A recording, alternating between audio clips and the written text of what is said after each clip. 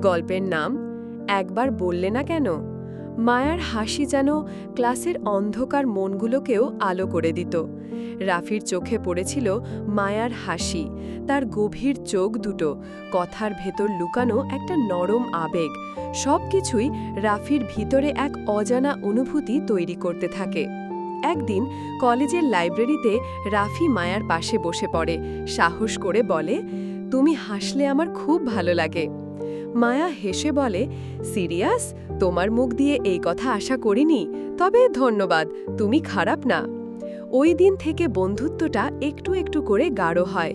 একসাথে পড়াশোনা, ক্যাম্পাসের রাস্তায় হাঁটা, ছোট্ট দোকানে চা খাওয়া, সব মিলিয়ে একটা নির্ভরতা তৈরি হয়।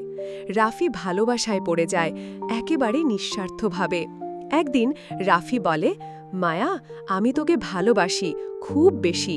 আজ না বললে আমার ভেতরটা মরে যাবে। মায়া চুপ করে থাকে কিছুক্ষণ, তারপর বলে, রাফি, তুই অনেক ভালো, কিন্তু আমি জানি না আমি তোর জন্য ঠিক কিনা।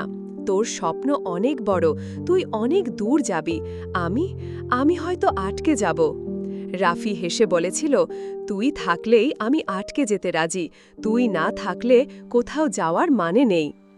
এরপর থেকে তাদের সম্পর্কটা আরও কাছাকাছি হয়, একে অপরের জন্য পাগল। কিন্তু সময় বদলায়। কলেজ শেষ হতেই রাফি ঢাকায় চলে আসে সরকারি চাকরির কোচিং করতে।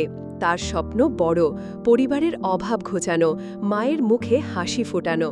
মায়া থাকে গ্রামে, মাঝে মাঝে ফোনে কথা হয়, মায়া, রাফি, আমি তোকে মিস করি। রাফি তার স্বপ্নের পথেই ছিল। হঠাৎ একদিন মায়ার ফোন বন্ধ। একদিন, দুদিন, 3 দিন, 7 দিন। রাফির মনে ভয় ঢুকে যায়। এক বন্ধুর মাধ্যমে জানতে পারে মায়ার বিয়ে হয়ে গেছে, পরিবারের পছন্দে, একজন প্রতিষ্ঠিত ব্যবসায়ীর সঙ্গে। রাফি দিশেহারা হয়ে যায়, বিশ্বাস করতে পারে না। ফোন করে, অবশেষে একদিন রিসিভ করে। রাফি, মায়া, এটা কি শুনছি? মায়া, রাফি, আমি তোর জন্য অপেক্ষা করতে পারিনি, সেজন্য সরি। রাফি, তুই আমাকে একবার বললি না? মায়া, তোর চাকরি হয়নি তখনও, তাই আমি ভয় পেয়ে গিয়েছিলাম। রাফি, তুই একটা বার আমাকে জানানো মনে করলি না? মায়া, আমি জানি আমার কোনো ক্ষমা পাওয়ার অধিকার নেই। এই বলে মায়া চুপ হয়ে যায়। রাফির কণ্ঠে কাঁপুনি, কিন্তু চোখে পানি নেই। সে বলে, মায়া, তুই আমার জন্য অপেক্ষা করতে পারলি না, কিন্তু আমি তোর অপেক্ষায় সারাটা জীবন কাটিয়ে দিতে পারতাম।